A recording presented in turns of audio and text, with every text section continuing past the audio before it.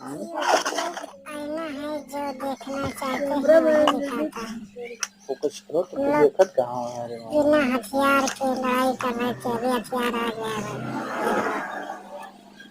इसमें सेल्फी भी ले सकते हैं, स्टैंड भी बना सकते हैं, कहीं भी खड़ा करके।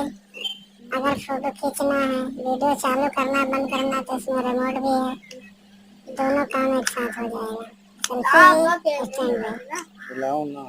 आप लोग को कैसा लगा हमारा स्टैंड? देखिए भाई लोग,